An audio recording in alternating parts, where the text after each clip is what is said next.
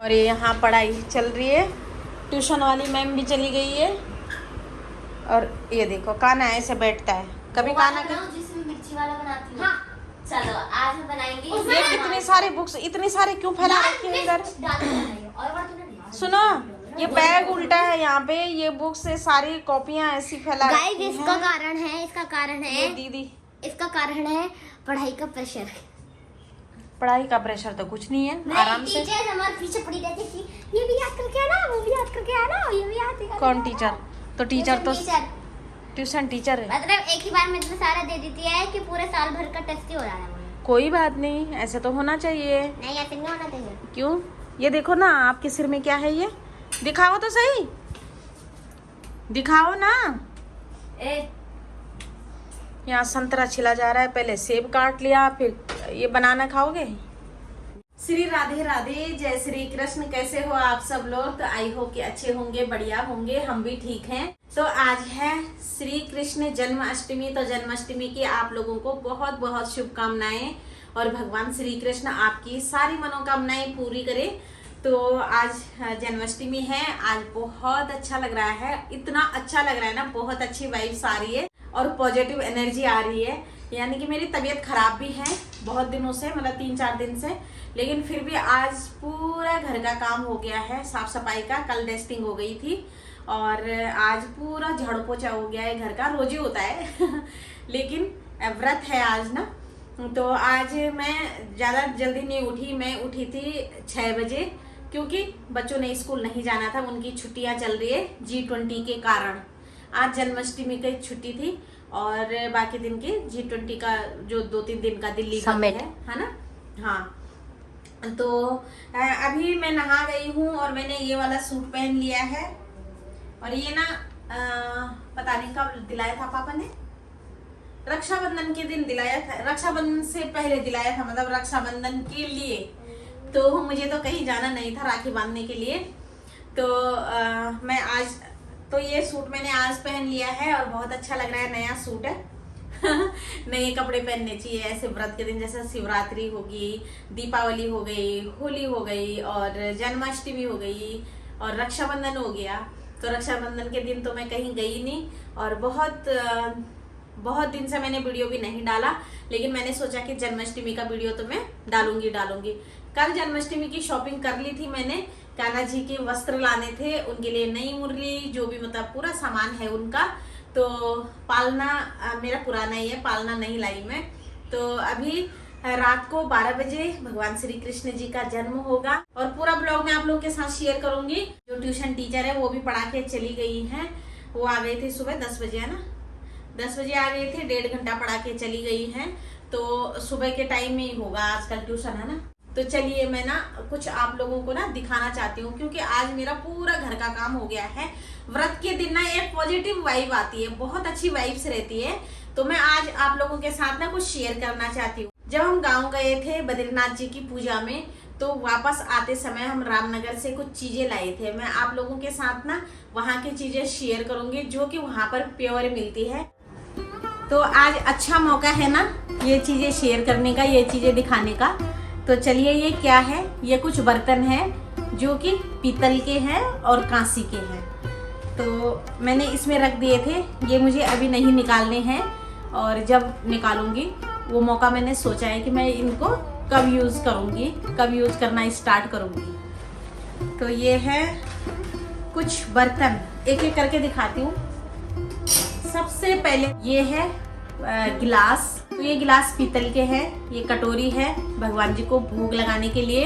इनको हमने अभी तक यूज नहीं किया है, इनको एक दिन भोग लगाने के लिए यूज किया था, लेकिन ये ना बाहर ही रख दिए मैंने, ये इतने सुंदर है ना, इतने सुंदर है। ये काले पड़ गए, काले इसलिए मतलब थोड़ा सा वैसे हो गए, धूमिल से हो गए, उधर रख के बाहर रख के। तो एक एक गिलास है प्यारा सा, और एक ये कटोरी है कांसी की। तो ये शायद दोनों ना 1000 रुपीज के हैं ये दोनों। और रामनगर में ना कांसी हो पीतल हो बहुत प्योर मिलता है, बहुत अच्छा मिलता है। जो हमारे पूर्वज ना बर्तन यूज करते थे वो कांसी के और पीतल के और लोहे के यूज करते थे। और ये ना शुद्ध धातु होता है, ये शुद्ध होते हैं ये वाले धातु। तो एक गिलास है, एक कटोरी है, और ये भोग लगाने के लिए मैंने लिए हैं। और ये अब मैं कुछ थालियां दिखाती हूँ आपको जो कि कांसी की थालियां हैं। कांसी की एक ये वाली थाली है जो कि रिधिमा की दादी ने ना रिधिमा को दिया है। उन्होंने साफ शब्दों में बोला है कि इसमें तुम नहीं खाओगी क्योंकि ये मेरी रिधु के लिए है। तो हुआ ये कि हमारे यहाँ पे ना जब मुंडन होता है ना, तो मुंडन में बहन को या बुआ को ये दिया जाता है। इसमें बाल उतारे जाते हैं बच्चे के, और दीदी की गोदी में ऐसी होती है थाली, या दीदी की गोदी में या बुआ की गोदी में, तो उसमें बाल उतारे जाते हैं। फिर उन बालों को ना पानी में रखा जाता है, और फिर बुआ को बहन को पैसे मिलते हैं। और जिस थाली में बाल उतारे जाएंगे ना वो दान की थाली हो जाती है। तो वो बुआ के लिए होती है थाली या दीदी के लिए होती है। जिसकी बड़ी दीदी होगी तो बहुत ही अच्छा है, वो दीदी के लिए हो जाती है। तो ये काना की ना मुंडन की है, और ये वाली थाली काना के मुंडन की है, और ये वाली थाली झब्बू के मुंडन की है। तो रिधिमा के छोटे 2 भाई हैं, बड़ा एक भाई है, तो उसका तो बुआ को मिला था। तो तब तक रिधिमा नहीं हुई थी, उसका भाई उससे 5-6 साल बड़ा है। लेकिन जो 2 छोटे भाई है ना, उनके मुंडन के ये वाली थालियां हैं। इनमें हम नहीं खा सकते हैं क्योंकि हमने दान करे हुए हैं। तो कहते हैं कि माँ बाप को नहीं खाना चाहिए उन थालियों में, सिर्फ बहन के अलावा, वो बहन के ही होते हैं। तो मेरी सास जी ने ना हमें सख्त मना किया है कि इनमें मत खाना तुम दोनों मेरे को और इसके पापा को। और काना भी नहीं खा सकता क्योंकि उसके बाल उतारे गए हैं ना उसमें। तो ये भगवान जी की थाली हो गई, तो ये बहन के लिए होती है। तो 2 तो ये हमारे घर की है। जो तीसरी है तो इसके पापा को ना ये वाली थाली बहुत पसंद आई। तो दादी ने मतलब मेरी सास जी ने ये उनके लिए दी है। तो ये कह रहे माँ मेरे को ना ये कांसी की थाली थी। और हमारे घर में ना ढेर सारे कांसी की थालियाँ हैं, ढेर सारे पीतल के बर्तन हैं, और ढेर सारे लोहे के बर्तन हैं पुराने ज़माने के। क्योंकि हमारे जो दादाजी थे ना वो काफ़ी मतलब उनके बारे में मैं यहाँ पे नहीं बोलूँगी। तो वो मतलब काफ़ी जाने माने लोग थे। तो इसलिए ना जो कहा जाता है कि जो पुराने सेठ होते हैं ना, तो उनके घर में इस तरीके के बर्तन बहुत सारे होते हैं। वैसे तो सभी के घर में पाए जाते थे पुराने ज़माने में, लेकिन हमारे घर में कुछ ज़्यादा ही थे। और हमारे जो दादाजी थे वो वैदराज थे ना, इसलिए। तो जो कांसी की पहचान होती है ना वो कैसे होती है, वो इस तरीके से होती है कि थाली को ये लेना है अगर प्योर कांसी देखना है तो, और इस तरीके से फूकना है। अगर उस पर बड़ी लंबी सुर वाली आवाज आ रही है तो इसका मतलब कांसी प्योर है। तो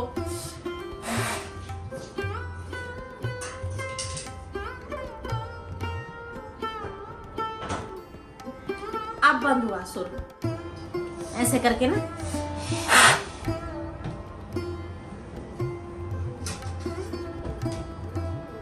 ये असली कांसे की पहचान होती है। तो ये ना बहुत प्यारी थाली है। तो इसके पापा ये ले आए हैं। हाँ, कितनी भी पुरानी हो।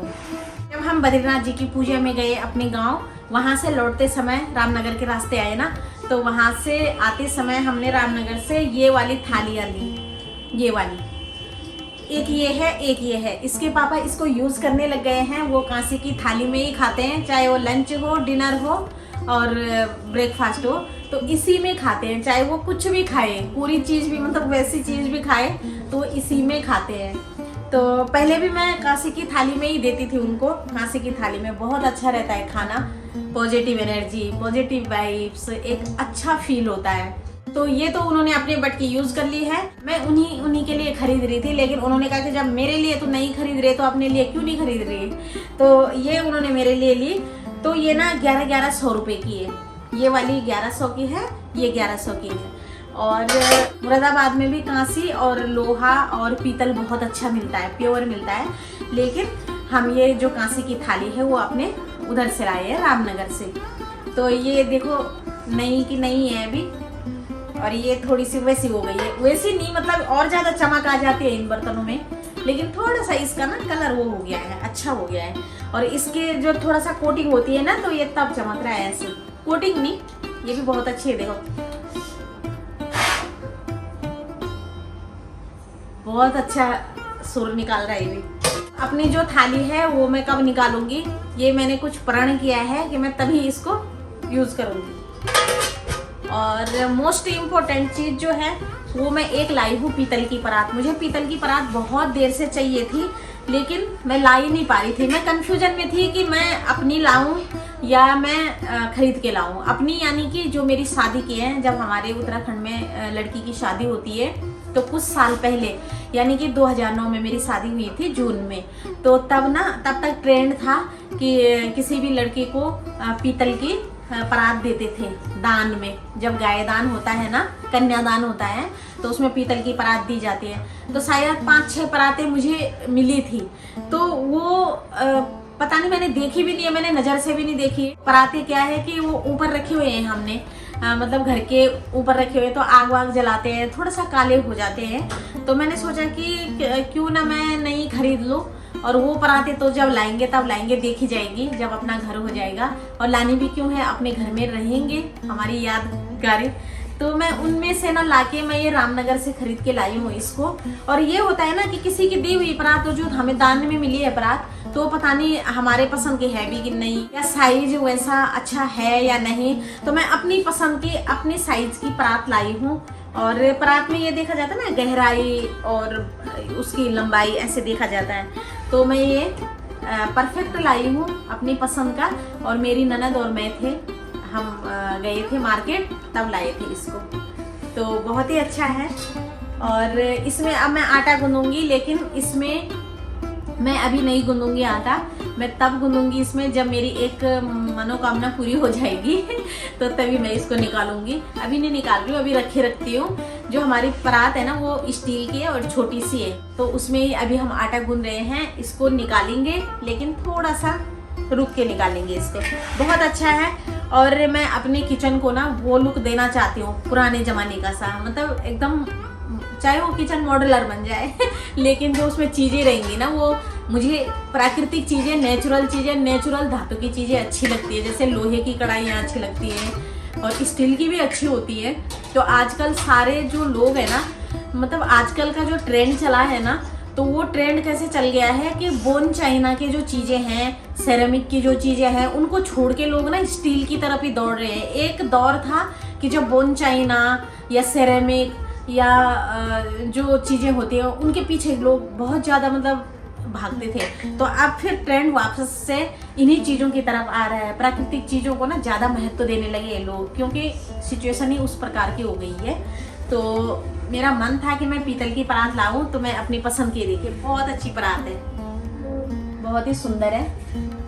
और इसमें गूंदूंगी मैं आटा। तो इसमें कितना भी आटा गूंदो ना अच्छा लगता है। देना बाबू, इसमें गूंदा जाता है और स्टील की परात से ना निकल जाता है। तो ये ढेर सारी थालियां हो गई है हमारे पास कांसी की, और एक पूजा में भी है और 2 इधर भी पड़े हुए हैं, अभी नीचे हैं, वो मैंने नहीं निकाले। इसी टाइप की है वो, इस टाइप की है, इस टाइप की है वो। और मेरी शादी की भी है एक आध थाली, तो इसके नाना जी लाए थे। हैं 5 थालियां, ये 5 थालियां हैं कांसी की, और 8 और एक पूजा में 9 थालियां हो गई हमारे पास कांसी की। वैसे अच्छी लगती है मेरे को, इनमें खाना अच्छा लगता है, स्वाद बढ़ जाता है खाने का। नोट करना कभी इस बात को, ये बात झूठ नहीं है।